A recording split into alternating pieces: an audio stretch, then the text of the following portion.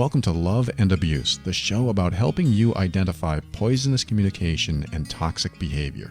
You deserve to be treated with respect and kindness. That's why it's important that you learn to pinpoint manipulative and controlling behavior so that you keep your power and your sanity. I'm your host, Paul Coliani.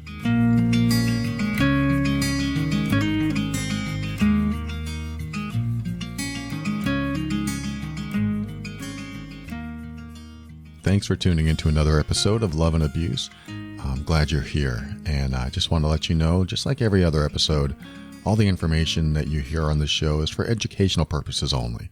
Always consult a professional before making any changes that could affect your health and well-being. And in today's episode of Love and Abuse, I'm going to read an email.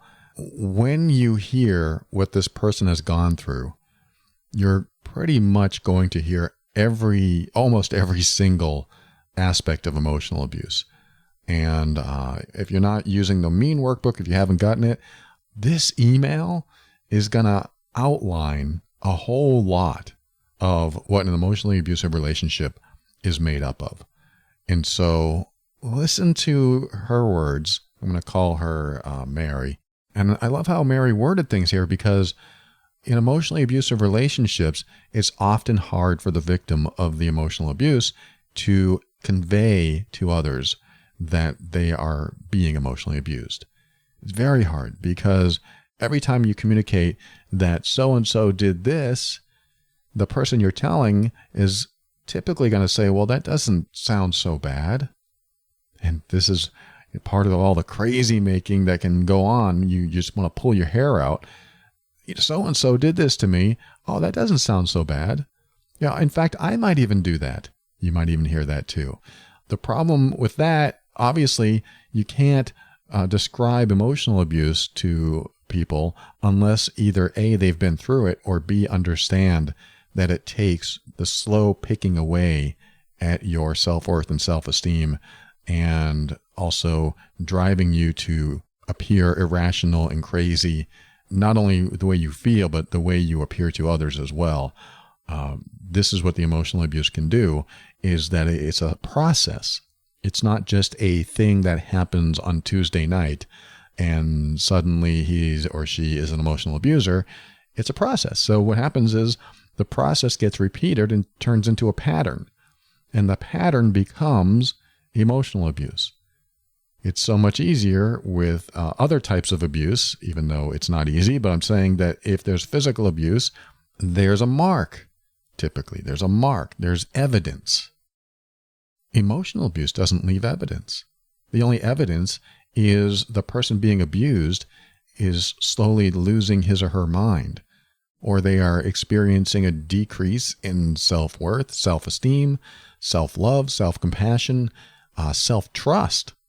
I could go on, but I'm going to read this email to you and let you hear all the little tiny behaviors that this person had to deal with for a number of years, just so that if either you're going through it or somebody you know is going through it, when they hear this, you start to put all those pieces together. You start to see that, oh, this person doesn't just deal with one behavior every now and then.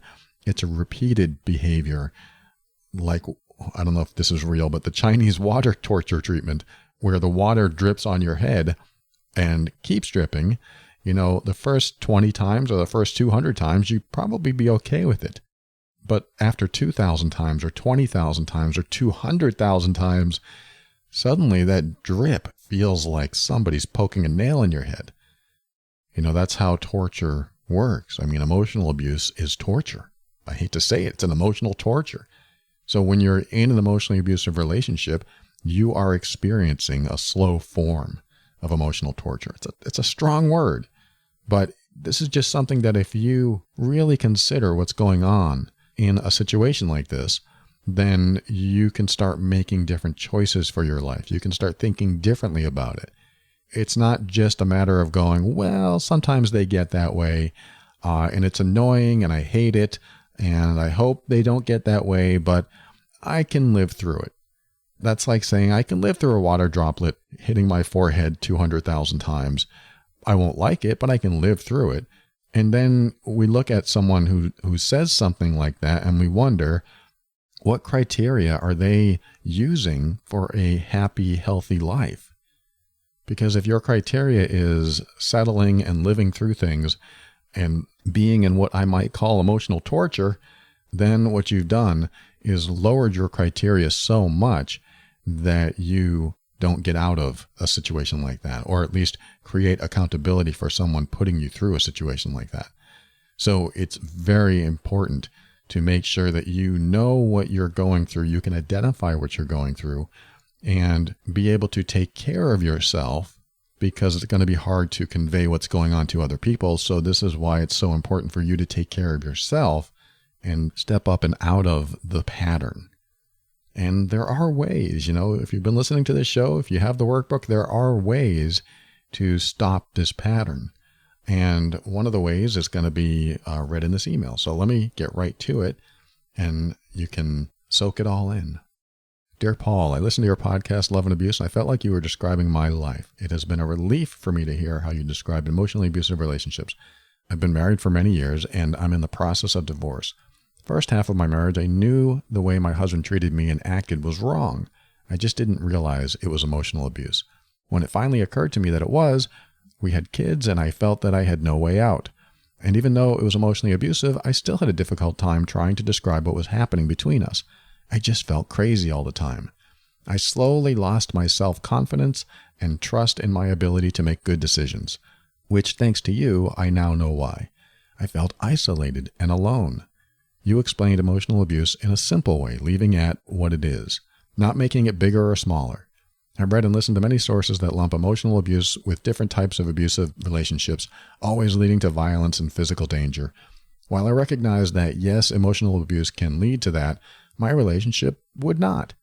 Sometimes I wished it would have, because then it would have been easier to leave with physical evidence of what was happening. But the emotional abuse alone just didn't make up enough of a reason to leave. Until finally I opened up to my family about my dirty little secret. That's what it felt like. My mom and sisters helped me see it for what it was, and helped me understand that I need to end the relationship, and it will be okay. What's interesting, Mary, is that that doesn't usually happen. Sometimes the family doesn't see what's happening, so it's great that you have a good support system there. She goes on, when my husband is calm, he is funny, helpful around the house, pays me compliments, and encourages me in my pursuits. He takes me out, buys me flowers, etc. He puts me on a pedestal. But then he knocks it out from under me when he gets offended or angry. And when he is offended or angry, he does so much of what you describe. He blames me for everything wrong in his life. If I try to bring up something that he has done to hurt me, he turns the conversation around to all my faults. He talks and talks and talks. And when I try to defend myself, he gets upset because I interrupt him. But then he gets upset if I just sit in silence, which I do most of the time because defending myself gets me nowhere. He changes his story and the facts of the past to fit his narrative, like a little kid who makes up the rules and then changes them when he starts to lose. He threatens to leave me. He threatens to tell the kids, his parents, whoever he thinks will hurt me most, what horrible things I do to him. He threatens to kick me out of the house and keep the kids. If he's really upset, he threatens to kill himself. I end up apologizing at the end of most arguments because if I don't, it will go on and on until I do. We've had arguments last up to 3 days, with him lecturing mixed with the silent treatment. He lies all the time. He makes large-scale purchases, automobiles, vacations, electronics, without my knowledge. When I express dissatisfaction with it, he says I am ungrateful because it was always for me and our family. If I say no to him for sex, he tells me that I don't fulfill my duties as a good wife and help him meet his needs as a man, and occasionally pitches a fit like a 2-year-old. He doesn't want to be the bad guy to the kids, so if he feels they need to be corrected, he has me do it. Then when they come crying and complaining to him, he pretends it's all me and tells me to back off. He is paranoid about everything I do and accuses me of avoiding him on purpose, of hiding from him, of not answering the phone with enough respect, of not introducing him to people, of talking about him to my girlfriends, etc. He tells me that he is working on the relationship and he has done everything he can to be a good husband, and that I am unforgiving and stubborn, and that is why our relationship will never get better. He has called me many names, but says he isn't calling me names, just describing how I'm acting. He has told me that if I love him more, that he would have less contention. And just a side note, you can never love this type of abuser enough. In other words, You can do everything in your power to meet every need, to fit every criteria, and it will never be enough for this type of abuser because you'll reach that standard and then there'll be more. So that's my little side note. Let me finish this email. He used to rage, shout, slam doors, and punch walls, but after I left him a few years ago, that was the only act I knew to label and called him out on. However, I came back to him after a few months, and he stopped the raging, but he kept all of the other emotionally abusive behaviors, and he says he's not abusive anymore because he doesn't rage anymore. In fact, he tells me that I am emotionally abusive toward him. And this is my question. When I came back after a few months, I was emotionally done. No love left in me.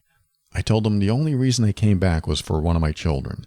I had made boundaries for myself. I told him no hand-holding, no kissing, but we still had sex because he would make me miserable if we didn't. I made a separate bank account. He made promises to be a better man. And even though he stopped raging, his other behaviors didn't stop. And mix that with an addiction, I finally started to divorce him. That's a tough one too, because when you put addiction in the mix, now you have the recipe for a disaster. Not only is all this other behavior unbearable, it's just intolerable when you have addiction because now you are dealing with the personality as a whole.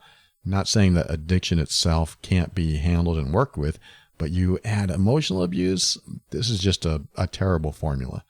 Last of the email here. I told him a few weeks before I filed that I wanted a divorce, and then when I actually did it, he was shocked and so hurt and taken by surprise. All of a sudden, he is now ready to be a new man and make all the changes I want. He told the kids about his addiction and that he's trying to be a better man. We're still living in the same house, and he has made me promise not to tell the kids about the divorce and not to talk about it with him because he believes he is changing enough for me to stay married to him. He says I am holding the divorce over his head, blackmailing him as a catalyst to get him to change. As I go through this, I find myself doing some of the things that you described as emotionally abusive. I withhold affection. I don't talk to him unless I absolutely have to. I blame him for my problems, and I don't meet or validate his emotional needs. He says he is afraid of upsetting me and walks on eggshells all the time. He says I don't encourage his changes or give him positive feedback. As I recognize this happening, I wonder, is this me protecting myself from further emotional damage? Or is this learned behavior from 2 decades of being treated this way? Or is it both? How do I get through this divorce without being emotionally abusive toward him? It is all so complex and hard to understand. Thank you for taking the time to read all of this, and thank you for making the Love and Abuse podcast. Okay, Mary, thank you so much for sharing that. You are asking the right questions, and you have told the story of, unfortunately, a very common set of behaviors that make up an emotionally abusive relationship. And like I said before, if somebody's listening to this right now and they don't have the Mean Workbook, I would say that you're in the high 170s out of 200. And that's just the checklist that checks off every single behavior that creates that pattern of emotional abuse. And so I don't know if you took the test, Mary, or not, but I'm assessing you right now. This is extremely unhealthy. And you know this. You know this. So I'm glad that you are in the space that you're in and going through the process of understanding all of this, learning more about all of this, and, making the choice that's right for you so that you can get into a better space for you and your kids and for him. This is a good step for you to take for all of you. I never come on the air and say that, you should break up if you're in an emotionally abusive relationship. I think that's unfair. Not everyone's ready for that. And not everyone wants to do that. Some people want to work at it and see what they can do. And I'm all about that.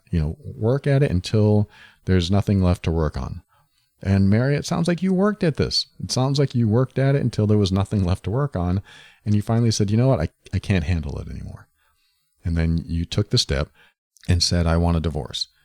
And that's when it changed. That's when he suddenly decided to become a, quote, good person. I don't know if you've heard my episode where I talk about this, but they always seem to change when you apply accountability. The best accountability is saying, I'm leaving. I'm not saying you have to do this, but that is the best accountability. It worked on me when I was emotionally abusive in my relationship. I definitely wasn't this bad, but I was emotionally harmful to my wife. And when she said, I'm leaving, so there's accountability for my behavior. I better get serious. And so the biggest favor you can do to an emotionally abusive person is show them that their behavior has consequences. And this is what Mary's doing. Mary, you're showing him that there are consequences to his behavior. And, I hate to say this, it's going to sound immature. Boo-hoo. He's sad now that you're treating him a certain way. How much did you endure? I got past the little immature behavior there. I just wanted to say that as a personal comment on this, because give me a break. If somebody is really changing, really apologetic, and really understands that they were hurtful and harmful to you, they're going to say, you know what? The way you're treating me now, you're withholding love, you're not talking to me, I deserve it. That's what somebody's going to say who understands what they did, who empathizes with you where you were. I deserve it. You know how you're treating me now? It's payback. And it's okay with me because I treated you so horribly for so long. That's what he should say. And he's not saying that. He's saying, why are you mistreating me now? I'm making all these changes. He's about 20 years too late. He's had his chance every time you probably cried, every time you were hurt, every time he insulted you. All of those times he had an opportunity to be empathetic. And the only time he turns on his empathy, apparently, is when you say, I'm leaving. And the changes I'm hearing about, the changes I just read in this email, don't seem like changes to me.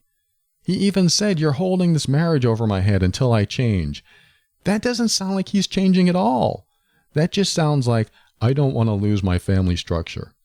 That sounds like he is making sure that he doesn't lose control of this structure that he's created in his life. Because if he does, who's he going to push around? Who's he going to boss around? Who's he going to insult? I'm not saying that was his original intention or that's his intention now. I'm saying that when that part of his life goes away, he's going to feel alone because he has no one to manipulate and no one to control, no one to lie to. It was a very comfortable setup for him. So the first thing I want to say to you, Mary, is that you need to realize that he is in fear mode, afraid of losing his structure. And as that structure falls apart, he's starting to realize that all of his bad behavior he will not be able to get away with anymore.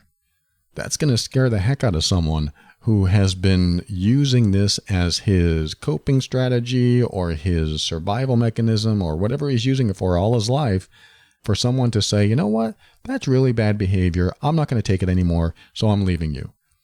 He doesn't know what to do without that. So what you're doing is breaking up his dysfunction so that he needs to find a new way to be. He should be grateful for that. He should be thankful to you for helping him reflect on his life and giving him an opportunity to connect with empathy, to realize how much he has hurt you over the years.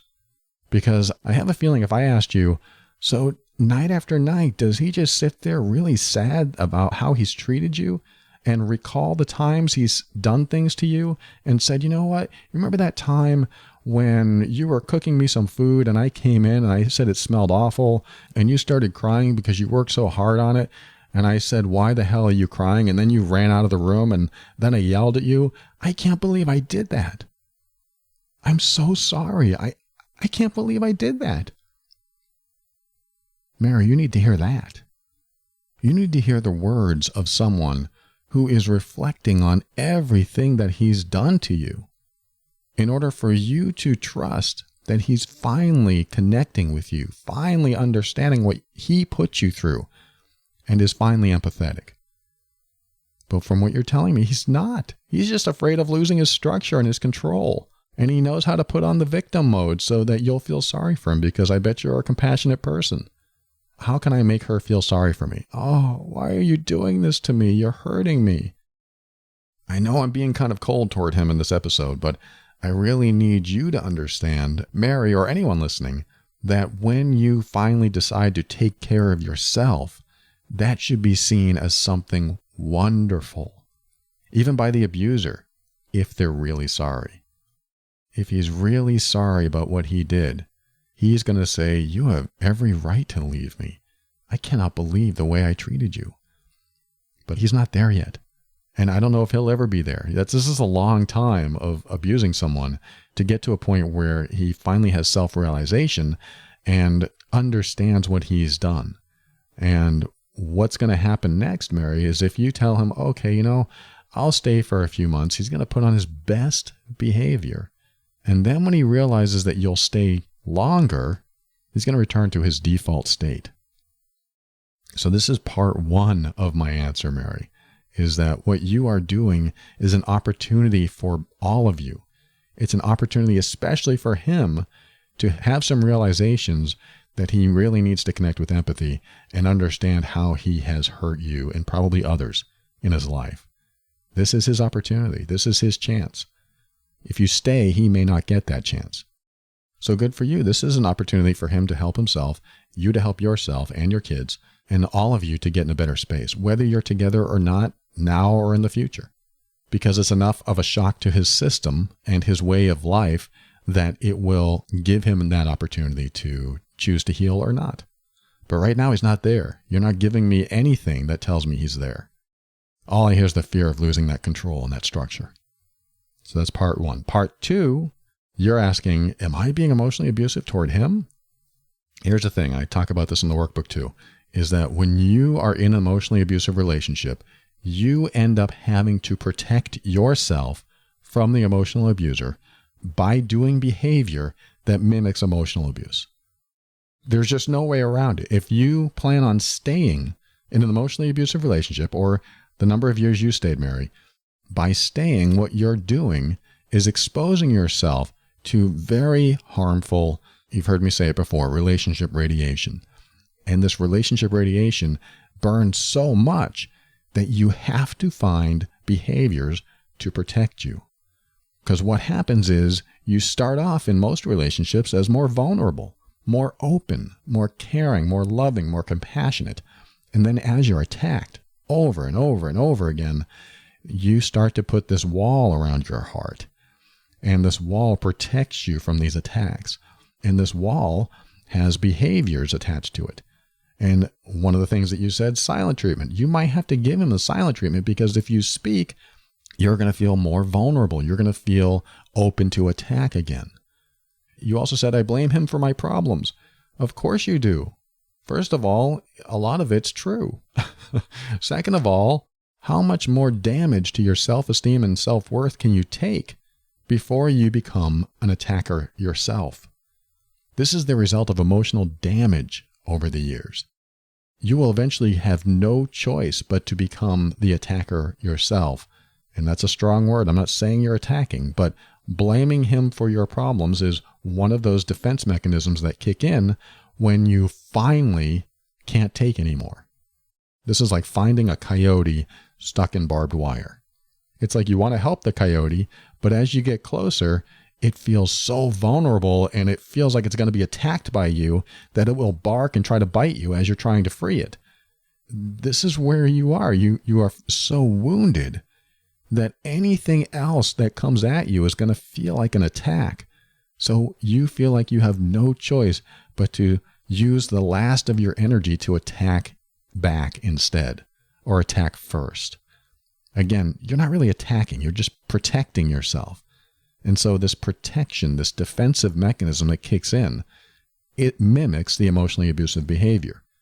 So I want you to remember that the emotionally abusive behavior that you believe you might be doing back needs to be seen as an emotionally wounded person spending the last amount of energy they have putting up this defensive front so that they don't get attacked again. And even if you know they're not going to attack, it's a matter of protecting what's left. And that's what you're doing. You're protecting what's left, and you're trying to rebuild your heart, your mind, your soul, your spirit, your psyche, everything. You're trying to rebuild your emotional foundation, the ability to love yourself again, to trust yourself again, to love others again. You're trying to rebuild all of these things so that you're not, what I hear so often, a shell of your former self. You probably already feel like that.